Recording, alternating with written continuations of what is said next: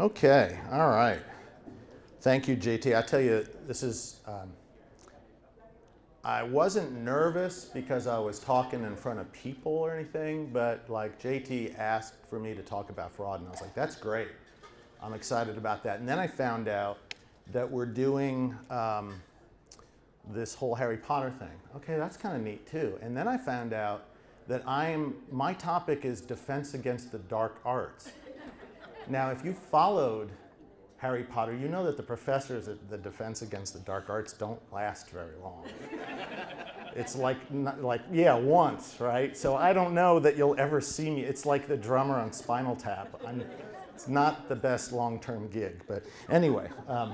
So that makes me a little nervous, right? But we are going to talk about fraud, and in particular, we're going to talk about wire fraud. So it's going to be in two parts. You know what? I am going to do this because I'm going to walk around. So if that's okay. 1, 2, 3. Test 1, 2. Okay, cool. So I'm going to walk around a little bit. I think it's probably a little better. So we're going to talk about fraud, and particularly wire fraud, in two parts. One part is kind of to scare you. Let me get my phone. You know, our dark arts, right? To talk about the dark arts. And then the second one is really kind of like a workshop, and really is going to get detailed about how you can identify wire fraud, right? How you can specifically, it will show some examples of wire fraud and do all that stuff. So that's the wire fraud detectives. And if you know me, a little bit about me, right? I'm from the underwriting side, right? I have, though, worked in an agency. I have closed residential. I've closed commercial. I know what it's like. It's tough. You got a lot coming at you. But we've got to be detectives. And as a matter of fact, in a former life, I don't know if you've known this, but I was a DJ, a disc jockey before. My voice is, my voice is for that. I'm told I have a face for radio too. But also, I was going to joke that that's me as a detective, and it isn't. But we all have to channel the inner detective, okay? And I'll get to this later, even the inner, like, English teacher that like taught you grammar, that will come up a little bit later. So let's talk about wire fraud and kind of get the scary part to the description of the dark arts. And this is a really good segue from the last panel, because as far as I'm concerned, it's all about technology and the internet and how everything is changing. And as long as there are people, there are going to be bad people, and they are trying to scam us. So why do we worry about it? Because who was it said, why do you rob banks? Because that's where the money is. Who was that? Well, now it's the title agencies, right? It's the agencies, because you are a third-party fiduciary. You're bringing in the money. You're holding this money, and that's where the money is, and that's where these people on the internet are trying to rip you off. So why do we care? One of the reasons is it's like a policy risk, right? We're supposed to, and we insure against a lot of things, including forgery. Well, a defect in the title caused by forgery, fraud, impersonation, people pretending to be buyers and people pretending to be sellers. Failure of a person or entity to have authorized a transfer or conveyance. So you're talking about a corporation or some kind of funky situation, POA, right? That people can try to slide by you. And they're just doing it for the money. And then, of course, a document affecting the title not properly authorized. We're going to talk about this too, but you know, think about like 10 years ago, how often you had your conference rooms being used and like how little they are now. Things are really drifting, and they said that last time, to mail-outs and all that. It's getting worse and worse, and you have to now really make sure that the notary is a legit notary. And that's one thing we're seeing. And so I'll show examples of that. Oh. Okay, so let's talk about some statistics before we go on. This is the scaring you part. The FBI Internet Crime Complaint Center, IC3, I don't know when they started. I have a graph, I think, later that'll show when they started, but obviously since the internet. It's been a ton of losses. You can see $10.3 billion of victim losses. And what's poignant to me about this is that, have you, don't raise your hand, but maybe you've already got involved and experienced wire fraud. Or maybe you know someone who has experienced wire fraud. Have you told the FBI? I mean, these are just reported, right? So it's out there, it's a lot. Over 2,000 daily complaints, and you see 651,000 average complaints received. Here it is. I guess let's just call 2000 the time that the internet started. Just a little fun fact for you.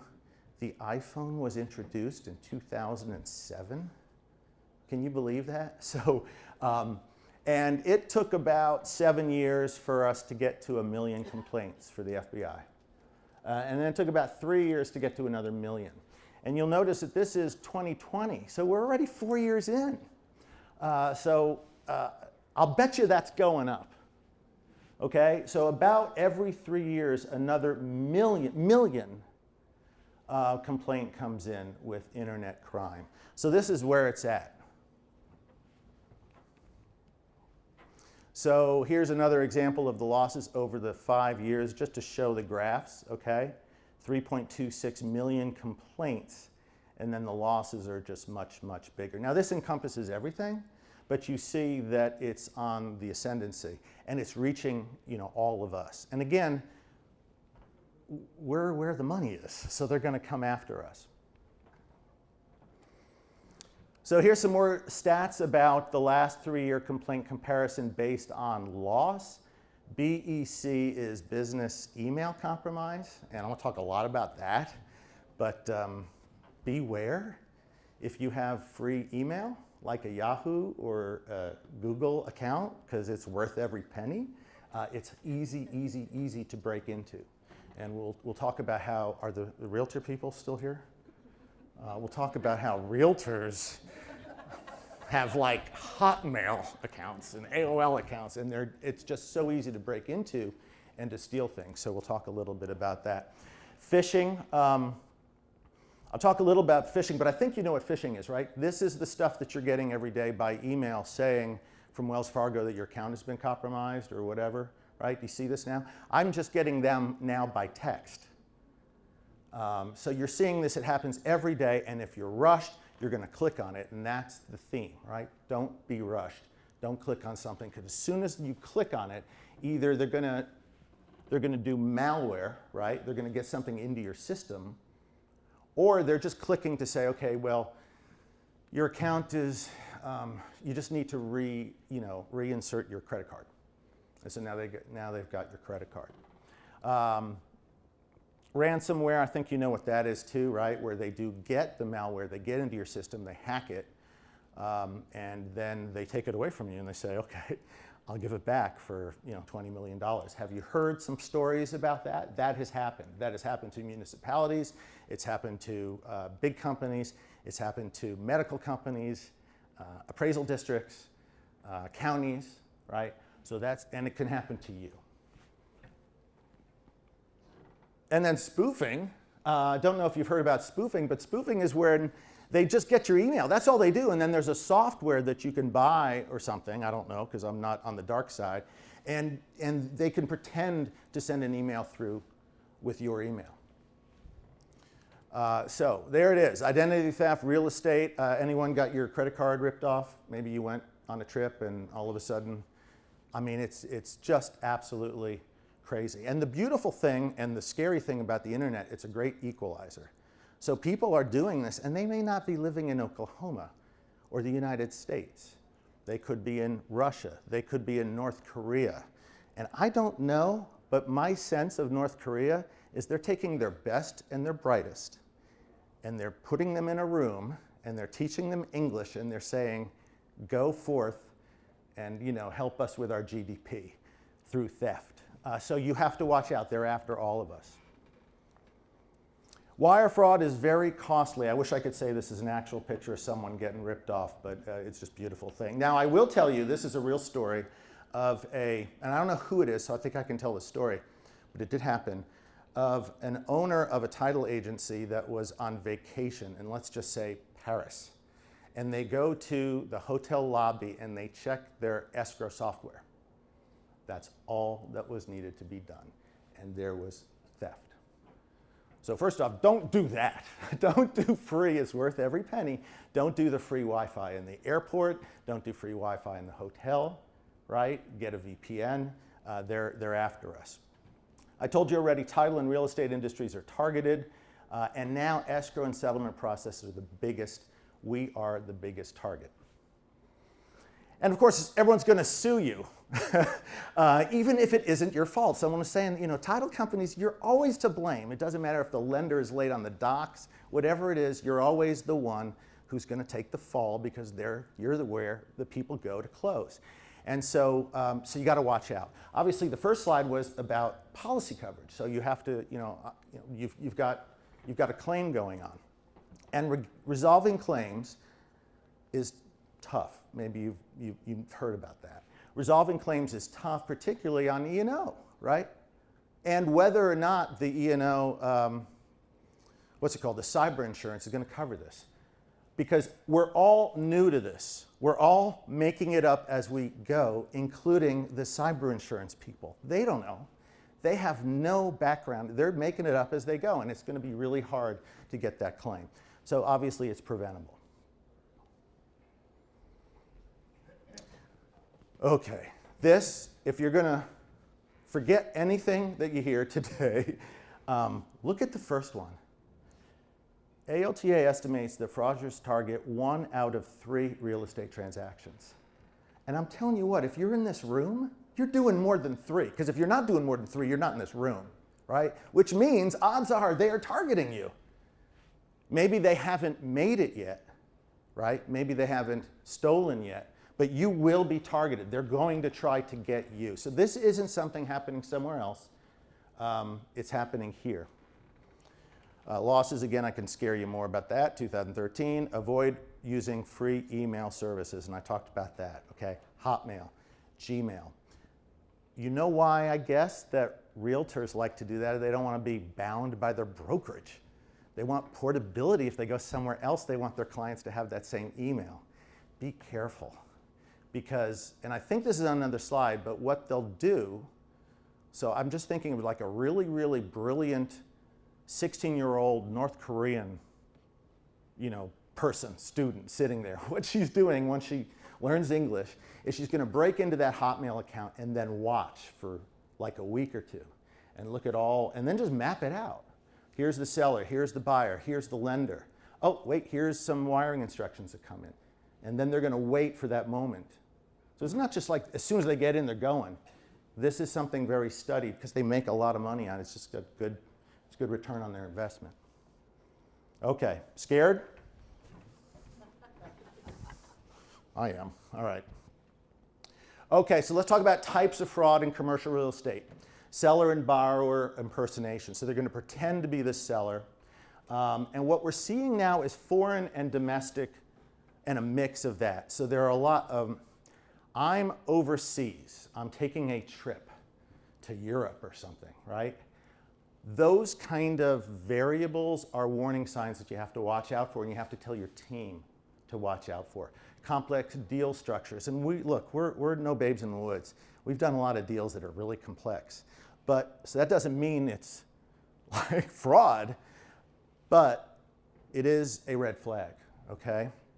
And escrow and earnest money deposit fraud schemes, I've seen that. We've all seen that from before the internet, but this is coming up as well a lot too. And then commercial is getting hit. So it's not just residential, it's not just Miami and LA, it's just a regular deal in anywhere America. And then of course, especially in the commercial realm, we've got a lot of distressed property, foreclosure schemes. You have to think through, pause, wait, and try not to, just like that email comes in, says rush, rush, click on this, try not to have your team be tempted on that. The big thing we've seen, and I guess y'all have seen this before, which is non-owner occupied and unencumbered land. So this is someone who owns property, but maybe it's in the family, right? And they've had it forever and there's nothing on it, okay? People they go through the appraisal districts, they look for that. And then they pretend to be that seller, that absentee seller, because you can't check on that. And I don't know that how many people do this. I know First American has done this with their directs across the country, and that is that when there is one of those non-owner occupied unencumbered land, there's a letter that's sent out to the seller of record on the CAD, not on what it's showing on the contract or whatever, but actually a letter that shows up, goes to the CAD, goes to the appraisal district, the owner's address of record, just saying, hey, we got your contract here, if you got any questions, they're happy to help you. And frankly, we have caught a few of those. So you might think about that, whether or not you're doing that now. I don't know that you are, but I have heard, even independent of us doing that, I have heard agents say, oh, no, we do that. Like, I'm explaining this like it's a really cool thing, and they're like, yeah, no, we do it. Another thing that we do, and I should have talked about it here, but just while I'm thinking about it, and I don't have it here, so I can give you vendors who do this, but what we do is we try to trick our employees by doing fake phishing. Y'all do that, right? So the first time we did it, it was take this survey, click on this survey, and you get a free coffee. Okay? And then a bunch of people did it. And some people were so, I don't want to be mean. They were so gullible that they emailed back and said, where's my coffee? I did this, I want my coffee. And so now what happens is when you get trapped in that, we make you do a lot of education, right? A lot of education on fraud. And I've got a couple people, oh yeah, we do. Yeah, let's not raise our hand to admit who got fooled. But come to me after, because I do have, I think, about 3 or so vendors that have done that, and it's really been helpful to train your employees not to get fooled, okay? So again, just kind of an aside. Owner mailing address outside the United States, yeah, seen that, right? Okay, there's another red flag. We'll talk about language fingerprints, but communication only by email. Now, I was kind of blown away when I heard that y'all aren't getting that much anyway. Or maybe you're dependent on your realtor, so you just have to be careful because the realtor might have gotten scammed and you don't know it. So it may be they're targeting the realtor, and the realtor says, this thing just fell into my lap. Watch out, right? Watch out for that too. Execute docs at a consulate or embassy. When I'm a recovering underwriter, don't do it anymore, but when I was a young underwriter, I would always say, okay, go to you got a foreign deal, go to a consulate, go to an embassy. And then I thought, well, I don't know if you knew this, but like, what if we had like a universal notary, like every country agreed to and could just use it? We do. And so when I was like a young underwriter, I was like, well, just use an apostille. No one knew how to do it. It was the worst thing possible. It just made no sense. And it was, no good deed goes unpunished. It just never worked. So I gave up even doing that. I just said go to the consulate or going to the embassy. What we're seeing now are apostilles. And it's like a merge, like, oh, I went to the embassy, but then there's an apostille. Well, watch out. And this is a perfect example of what you hear a lot of people saying, call your underwriter. That is a get out of jail free card. Because if you've got your not literally, but if you've got your underwriter saying it's okay, that's going to help a lot, right? To clear, well, what does this mean? Does this look suspicious to you? And I'll show you a couple of those. ID and passport pictures match. This is going to be the pop quiz portion of the presentation. I'll show you a couple of those. Handwriting and block letters in notary not in the correct format.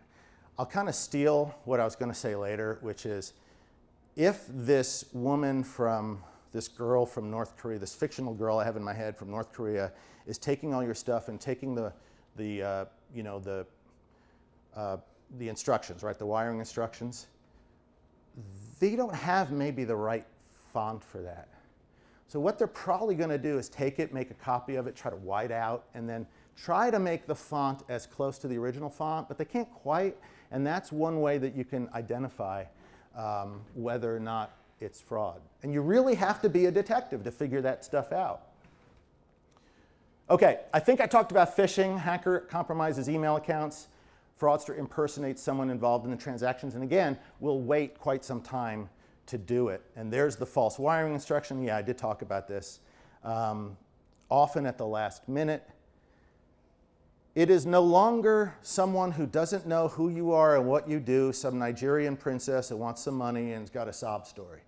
People now know our business, and they know wiring instructions, and they kind of speak our language, and so you have to be a little bit more of a detective about it, and they will always do it at the last minute. And if you just get an escrow officer who's got 10 closings in the same hour, it's a Friday, end of month, just what are you going to do? You may get caught.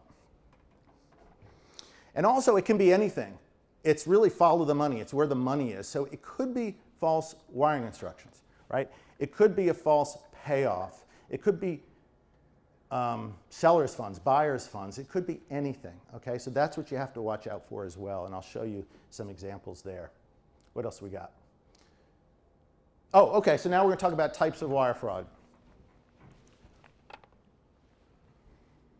Payoff letter demand is tampered with and wiring instructions are changed or false payoff account is used. Okay, and in this case, the attorney got scammed. And you could be an attorney or real estate, but in this particular, and these are real, right? In this particular case, the attorney gets a payoff for the seller, and that's where the original scam happened. It was there. That was the nub, right? And it was an attorney who the escrow officer and the agent knew and trusted, but everybody was rushed, including the attorney. So the attorney sends it, and then, of course, validates the payoff through the validation shown on the false payoff, and lo and behold, you've got a claim and you've got wire fraud, and then what do, right? Okay, here's another one. Just hours before closing, an email comes in from the seller advising, this is from the seller now to you, advising escrow that disbursement funds are being sent to a different account. This is classic. Have y'all seen this? You must have seen this, right? Well, the underwriters are saying, yeah, I know you've seen it, but again, title company fails to validate. Now, here's a tip too. Oftentimes for is this disbursement fund? Oh, this is disbursement funds, okay. Well, for a fake payoff, and I think I may say this in a slide later, but now since it's in my mind, oftentimes that girl, I'm sorry, I'm picking on some girl from North Korea, I don't even know who she is. Poor thing. It's not her fault, right? She's just in a weird dictatorship. She doesn't really get this stuff, and so what she does is she just changes the bottom line. So the amounts are the same, the per diems don't change, right? So that's one way that you can be a detective to figure it out. If you've got inconsistent ones, compare them too, right? Well, they didn't do that. But sometimes that's a telltale sign, is that it just doesn't add up. And I mean, I've been there. It's hard. You're just looking at the bottom line. You don't care, like, what the lender's getting really, how much is the P&I and what else. Who cares, right? But you might want to care, because sometimes that might be an indication. Okay, last one here at a table. Closing Midwest seller's attorney again presented a copy of new instructions from the seller, wired the escrow funds to a new account. Escrow again complied. Email had been hacked. And again, and I should say this to you, and I don't think anyone's doing this, but if you have been using a free email account, change it quick. For your work, change it quick. Let the realtors just be the ones, and let's hope they get sued enough that they figure that out and change it too. Okay, so what's the same about all these? And I can do a million of them. I had a deal, I don't know, 5, 10 years ago, where it wasn't even a closing. It was a purported sale of a company, and they said, listen, I know this might make you nervous, so to make you feel better, First American's handling the escrow, and it was an actual closer, different face, but an actual closer, and an actual business address of First American that had closed down like 2 months earlier. And so the attorney for the deal ends up calling me and go, is this legit? No, it's not legit. And they're just figuring this stuff out. They're scraping it off the internet, they're copying and pasting, and then they're just going about their merry way. Can't remember what's next. Oh, here's go. This is SFR, single family residence, purchase money transaction. This wasn't even in the title company. This is where a well-known mortgage broker gets in trouble. The day of funding, the buyer receives an email from the mortgage broker with wiring instructions. Guess what? The broker was hacked. Okay? So what? Oh, and one more. Exchanges. Right? So you know it's a 1031 exchange, and so you've got a sale of one property. Y'all have seen all this, right? So the exchange company receives an email from another title company requesting funds, and again, guess what? A scam. They don't verify, and that was $500,000. Counsel for the beneficiary of an existing mortgage sends a payoff demand to escrow. They confirmed instructions with a phone call, and then after, and this is an example of what I was talking about, when you compare the payoff, there was the discrepancy. This is an example of what I was talking about where it doesn't add up. That's exactly what happened. So it's best to do that before you wire $1.6 million out. So I think I scared you. I hope so. I'm scared. Stop, think, verified, right? Emailed instructions marked urgent, high priority, or secret. Do y'all have, I've seen a lot of agents that have on their email signature, we will not accept, wire instructions by phone or whatever, right? Okay, so y'all are doing that. That's helpful too. So that indicates to me that you've got some people that are aware, they're trained, they're telling their employees. Grammatical errors, typos, uncommon phrases, I'll get to that. Last minute changes, payoff letter with different fonts, I talked about that. Never rely on incoming phone calls. And we've been hacked where, not hacked, but this has happened where I've seen a first damn email off by one letter.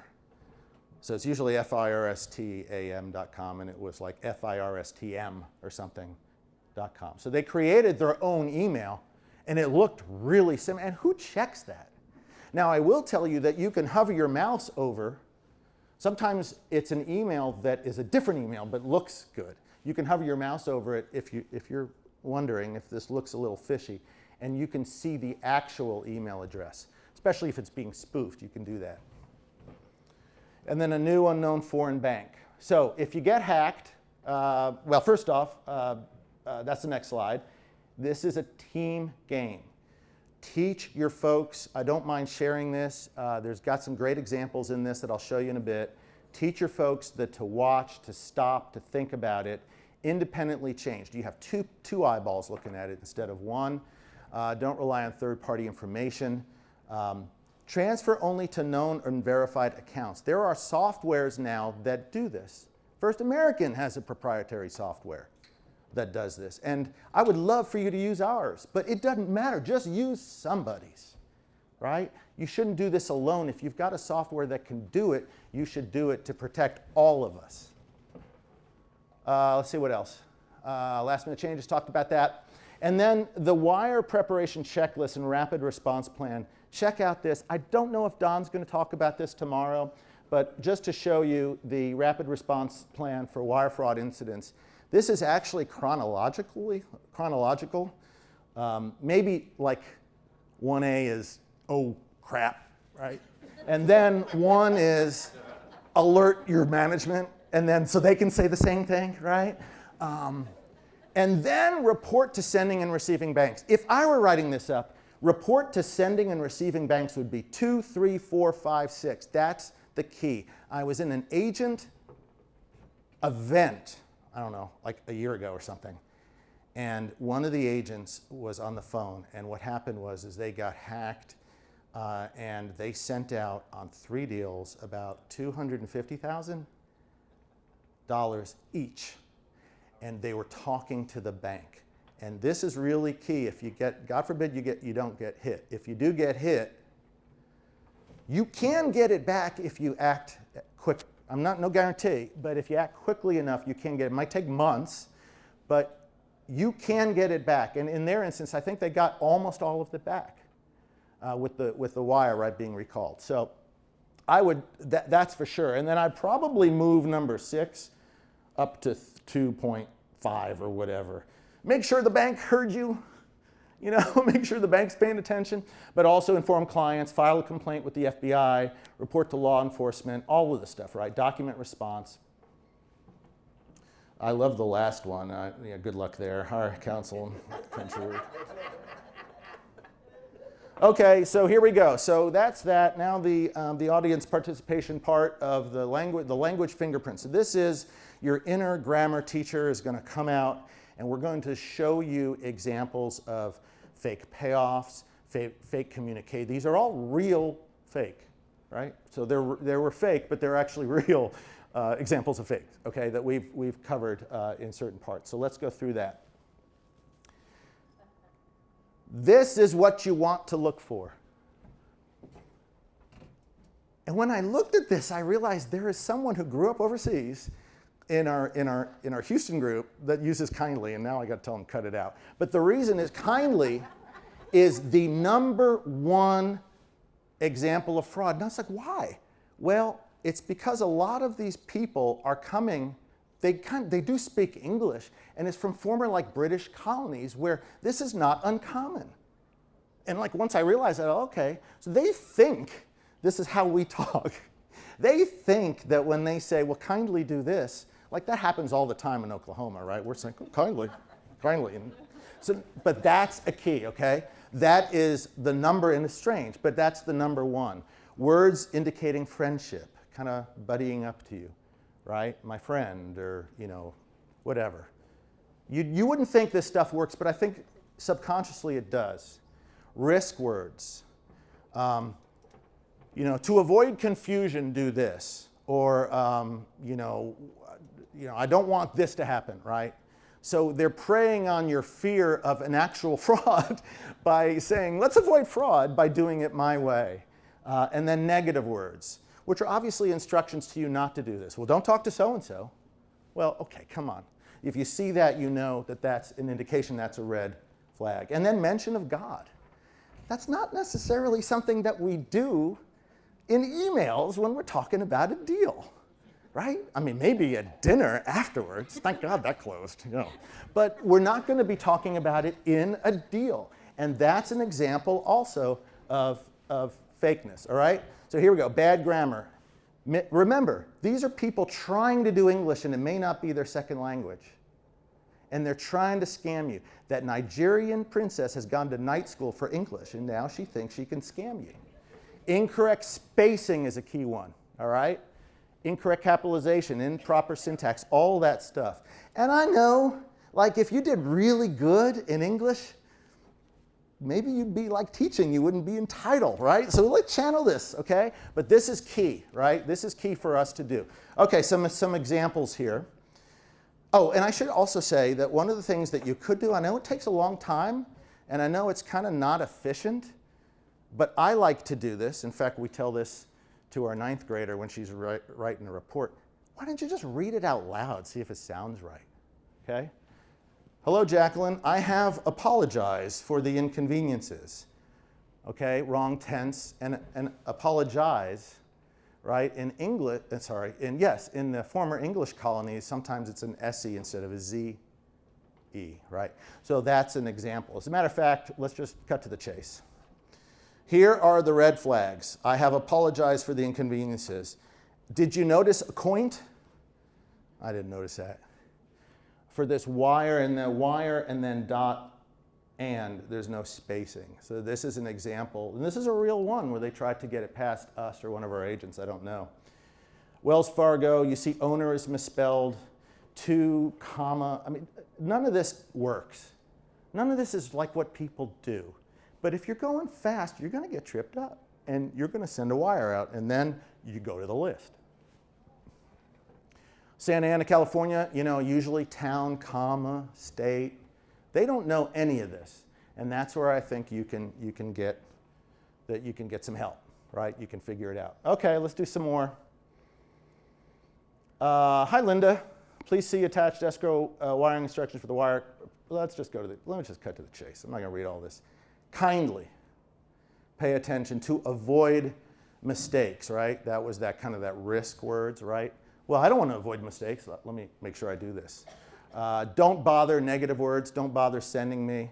Kindly use. Please do give their instructions. And then, of course, acknowledge receipt instruction by replying to this email. That's okay. That's not too much of a red flag, but all in, you might want to verify, right? So again, I know that y'all know this, but do you want to take this back to your folks and go, just double check, stop, think, verify. I am not available for phone, I love this. I am not available for phone calls at the moment due to my job routine as an oil rig engineer. I don't know about you, I don't know how many cocktail parties I've been to. Say, hey, what's your job routine? I get up, I have coffee, I check my emails. That's my job routine. So obviously you can see they don't get it, right? This is English as a second language. The offer would be in my name, Eufron Richard. And I just noticed this when I was double checking this. They inverted it, so it's really Richard because he signs it at the bottom, Richard. So who does that? Not here, I don't think, right? So these are the examples. And again, not to be silly, but the Feng Yu building, it kind of reminds me of the, so I'm just going to go out on a limb and say if you get a payoff and it's to the Feng Yu building, I'd stop. It's like when I used to do talks about hot checks. There was one fake check that was the sperm bank of Portland. It's pretty good. To someone to have the guts to do that, and then he signed it, I screwed you. No one checked, just sailed right through, just laughing all the way to the bank. I cannot access a printer at this time due to my present location, which is an oil rig engineer. It kind of makes sense. But, if you look at the other clues, right, the grammar clues, the syntax clues, the kindly, all that stuff. Is kindly here? Yes, kindly's there. You might stop. And all you need to do is stop and to rethink it and double check and have another pair of eyes, and you might save yourself a lot of trouble. And this is my favorite one of all. Still on a let me just do this. Okay. South Africa, right? Still, and again, I wouldn't notice this unless I said it out loud. Still on a process of divorce, but separated for now. On a process of divorce it's just clunky, right? It doesn't make any sense. Before God, oh, well, if you're doing it in front of a notary, in front of two witnesses, and before God, it must be fine, right? So I'm going to let this sail. I will never finish an email or conversation, particularly to my wife, to say, I'm done talking.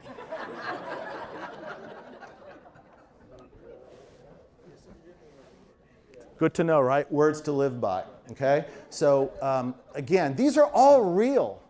These are all real stuff. Oh, shoot. Before I go, oh well, here it is. Who can see what's wrong with this passport? Yes, that is Vincent from Pulp Fiction. Someone tried to do that, okay? And even said Vincent in there, and the last name was Strangi. But, so, at least they have a sense of humor. But this is this is fraud, right? This is fraudulent. The next one is the audience participation. See if you can figure it out. It's actually hard. Why is this fraud? Can you tell? Well, she's not the same woman. Yeah, it's really tough. And maybe there are other indications, but what was sent to me on this one was that she was born in 63. So how old would that make her? And does that conform to the picture? I know it's a touchy subject, right? Let's get past this real quick. Okay, sorry. Woo, that didn't work. Okay, wire instructions. All right, let's try wire instructions real quick. Are we good on time here, JT? Are we? Okay, all right. Okay, so here's some example of wiring instructions. Remember, recent change in instruction that differs from a previous instruction, different font. Remember I said this, different font or type size because they don't have your font. They're lifting it from something else and imposing on it new data. And so that might be it. Metadata does not search location. And what I mean by metadata is just all the facts. Just be a detective, figure that out. Payoff differs from the original. I've talked about that. Doesn't match the payoff statement. Email address, I think we've talked a little bit about that. Rush request, sense of urgency. Yeah. Okay, so here's one, a real one.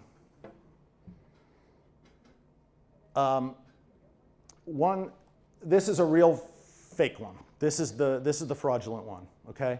And one of the things you can tell if you look at it closely is that, well, first off, the fonts are a little different.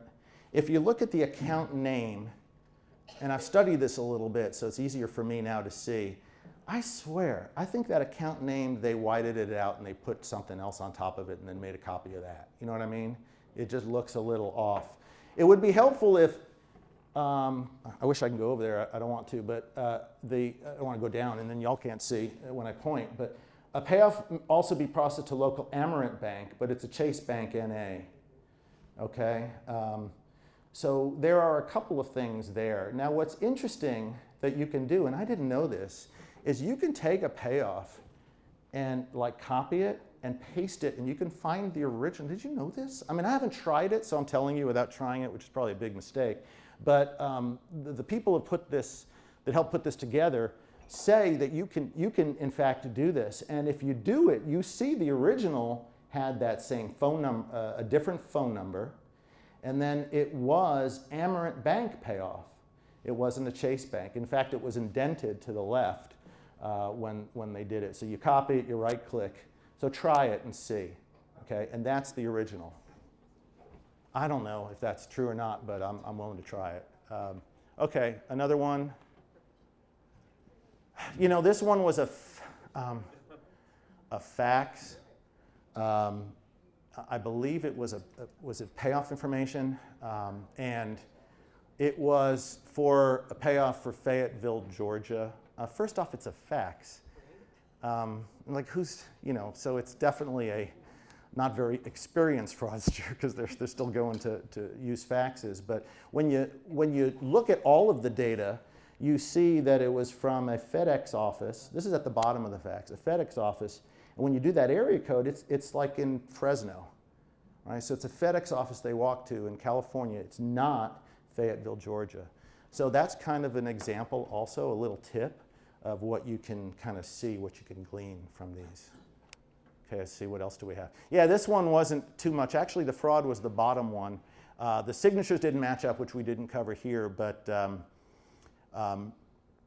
so sometimes it's not because it's typed that makes it legit. The actual signed one was, but you'll notice Bank of America, McKnight, it just doesn't ring true, right? Because again, it's just punctuation, and that's what you can check on. See what else I have, maybe running out of.